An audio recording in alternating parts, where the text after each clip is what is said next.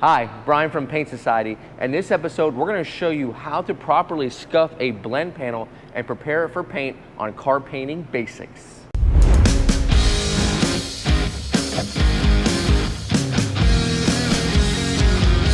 Don't overthink it, it's just paint. So what we're going to show you today is how to scuff the clear coat on this finish of this car. It is a two-part paint job, a base coat, and it's protected by a thick clear coat. And what we're going to be doing today is working with sanding that clear coat. On my prep cart, all I'll need is a DA sander, my K800 and K800 on a hand pad. That's all that's needed for a blend just like this. The reason for blending is we are replacing the trunk and we need to blend the other adjacent panels for a proper paint match. Now, the most overlooked step when it comes to sanding is not cleaning the surface first. We're using a solvent cleaner here, and the solvent cleaner will remove any contaminants from the finish. That way we are not sanding them into the surface of the vehicle. This also helps to alleviate any of the clogging of our sandpaper. Since we will be using an 800 grit, it is a very fine paper, and it will help us out and not dig too much into the paint, so when we put our base coat over this, we won't see any imperfections like sand scratching. Now, there's two ways to do this. You can do this by hand or with a DA sander. We're going to use both. We're going to use a DA sander for the big open areas, and by hand we'll use our hand pad for the edges. We want to make sure we're staying away from any of our lines or body lines like that when we're using our DA sander, because we can burn through, meaning we can cut through to the base coat, and if we do that, we're going to need to reapply any base coat to those areas, and we want to keep our base coat only in the area that we're blending, which is right over here. Now, before you start sanding, make sure you have proper glove wear and a mask for the hazardous materials. We'll simply start off by sanding and scuffing all these flat panels, and then we'll move along once again with our hand pad. Now, one of the most overlooked settings on a DA is the speed. It's not about how fast you can do it. If you operate at a much slower pace, you're going to get a better finish. It's going to be able to cut without clogging up. So don't ramp this thing all the way up.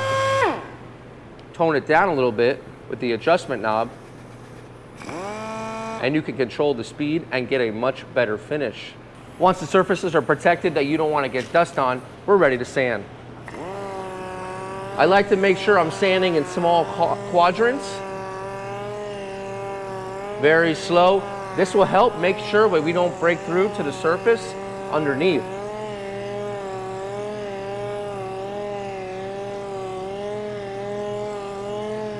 If we take a look at a surface that's not sanded compared to the surface that's sanded, we can see that it starts to dull the surface. This is a good sign. Right now we have a nice uniform dullness so far, and we're moving along. With our 800 grit, we do not have to worry too much about burning through. It is a very safe grit, but any higher can lose your adhesion for the paint. In between coats, you can give this a little bit of a dust off to help unclog any of the sandpaper and continue to the rest of the panel.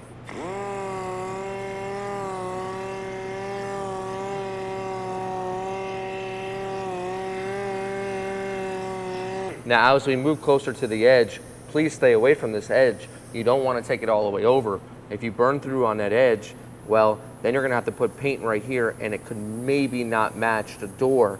Remember that any of the edges have far less paint than any of the panels or the flat panels, so make sure that you're very, very careful with these edges. We'll show you in a moment how to attack them.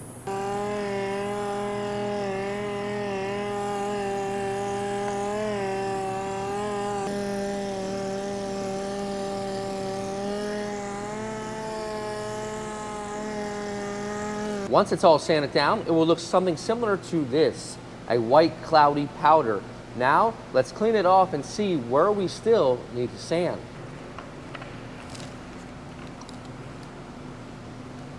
Once clean, you can see our edges still have a little bit of sheen.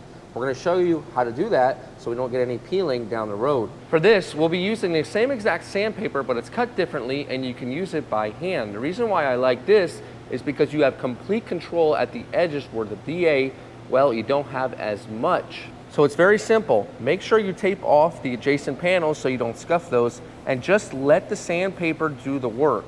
Just like we use a DA on a low speed, we are not pressing deep into the panel. We're allowing the sandpaper to just do the cutting. This also works well because of the contour here. We're able to fold it and bend it in such a way that we can get into all the edges. Getting into the edges is so important so that the paint can have a place to stick to and make sure it doesn't peel down the road.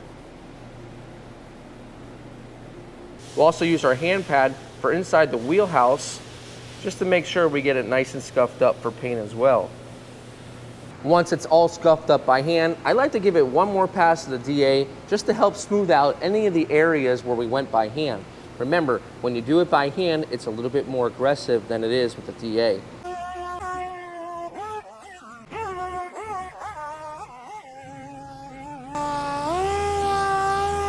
Once completely sanded, we'll use a water cleaner. Now we can use a sprayway glass cleaner for the guys at home or a water-based automotive cleaner. And what this will do is further help to remove any of the dust or powder that's left in the sand scratches. Try your best to wipe in one direction just to remove it evenly and to not disperse any more dust or dirt throughout the panel. After it's dry, it will have a nice, beautiful, even sheen. This is a panel that is ready for base and blending. Quick and easy way to get your panels ready for blending. Now, something you should know for the future and for the experience of you and your customer is to assess the blend panel. If the blend panel has any chips, damage, scratches, things like that, well, it's best to go ahead and fix them on your own if they're within the blending area or the blending zone. If they fall outside of the blending zone, unfortunately, there's not a whole lot you can do because at that point you would have to repair and then scuff the other panels adjacent to that. So have that conversation with the customer ahead of time, show them what the blending process is, explain the process to them so they have a better understanding, so when you get the car into the booth or into your shop, you already know the procedures, and at the end when you deliver the vehicle, there's no funny business, everything is completely transparent. Guys, this is Brian from Car Painting Basics and Paint Society reminding you, don't overthink it, it's just paint.